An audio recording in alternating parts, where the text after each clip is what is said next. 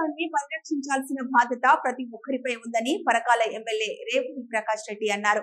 Greater Warangal 16వ division పరిధిలోని గరీబ్ నగర్ నుంచి కీర్తి నగర్ వరకు డివిజన్ అధ్యక్షులు దూపాకి సంతోష్ ఆధ్వర్యంలో నిర్వహించిన జై బాపు, జై భీమ్, జై సంవిధాన్ రాజ్యాంగ పరిరక్షణ పాదయాత్రలో పాల్గొన్నారు.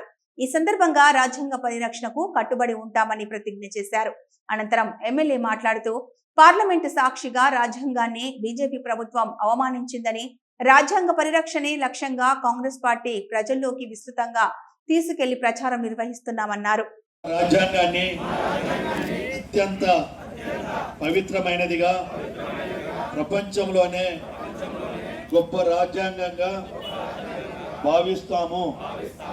మాకు సార్వభౌమత్వ, సామ్యవాద, లౌకిక, ప్రజాస్వామ్య, గణతంత్ర రాజ్యాంగ ఆలోచన, భావ ప్రకటనను అంతస్తుల్లోనూ అవకాశాల్లోనూ సమానత్వాన్ని కల్పించడానికి కుల, మత, ప్రాంత, వర్ణ, లింగ, ధనిక, పేద లాంటి ఏ రకమైన భేదాలు లేకుండా అందరికీ సమాన హక్కులు, బాధ్యతలు రాజ్యాంగం కల్పించింది. పరిణామాలు రాజ్యాంగ స్ఫూర్తిని దెబ్బతీస్తూ, ప్రజాస్వామ్య విలువలను కాలరాస్తూ సమాజంలో అశాంతికి నెలకొల్పుతున్నాయి. విభేదాలు సృష్టిస్తూ రాజకీయ మనుగడ కోసము విద్వేషాలను రెచ్చగొడుతూ, ఇలాంటి తరుణంలో శాంతి అహింసలను మూల సూత్రాలుగా మనకు బోధించిన మహాత్ముడి స్ఫూర్తిగా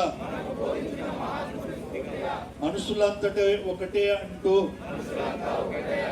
రాజ్యాంగంలో అందరికీ సమాన హక్కులు కల్పించిన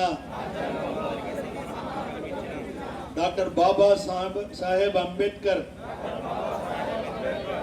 ఆశయాలను అమలు చేస్తూ మన జై సంవిధాన్ కార్యక్రమంలో పాల్గొన్న ప్రతి ఒక్కరికి, జిల్లా లీడర్ల దగ్గర నుండి మొదలు పెడితే వార్డు నాయకత్వం వరకు కూడా సోదరిమణులకు, పత్రికా సోదరులకు నా నమస్కారాలు తెలియజేసుకుంటూ, దేశంలో 76 సంవత్సరాలు పూర్తి చేసుకొని కూడా ఈరోజు మనం మన రాజ్యాంగాన్ని పరిరక్షించుకోవాలని రోడ్ల మీదకి వచ్చి ర్యాలీలు చేయవలసిన దుస్థితి వచ్చింది అని అంటే దానికి ఎవరు కారణమని ప్రతి ఒక్కరు కూడా మనం ఆలోచించవలసిన అవసరం ఉన్నది. ఇవాళ ప్రపంచంలోనే గుర్తింపు పొందిన ఒక మహోన్నతమైన రాజ్యాంగం మన భారత రాజ్యాంగం. ఈ భారత రాజ్యాంగాన్ని ఎవరు రచించారు, ఎవరు దీనికి నాయకత్వం వహించారు అంటే మీ అందరికీ తెలుసు, డాక్టర్ బిఆర్ అంబేద్కర్ గారు మరి ఈ రాజ్యాంగాన్ని రచించడం జరిగింది.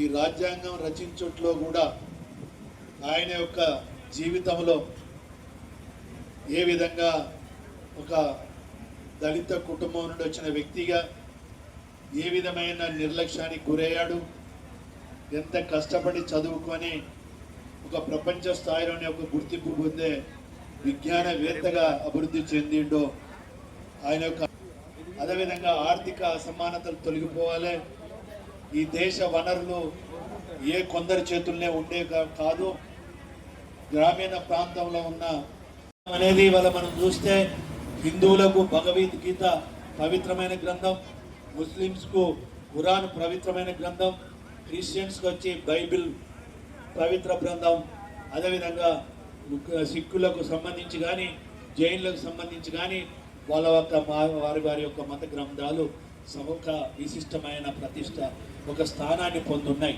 వాటితోటి సమానంగా ఇవాళ మనం చూస్తే మన భారత రాజ్యాంగానికి కూడా ఒక గౌరవం ఉన్నది.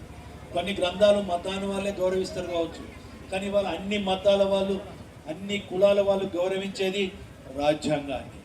ఆ రాజ్యాంగానికే తూట్లు పెట్టే విధంగా, ఆ రాజ్యాంగానికి విరుద్ధమైన పరిస్థితులు ఈరోజు దేశంలో రావటం వల్ల మన ఒక బాధ్యత గల జాతీయ పార్టీగా స్వతంత్ర ఉద్యమంలో పాల్గొని స్వతంత్రం రావడానికి కృషి చేసిన పార్టీగా ఒక బాధ్యతగా ఈరోజు ప్రజలలో ఒక అవగాహన, ఒక చైతన్యం తీసుకురావాలి.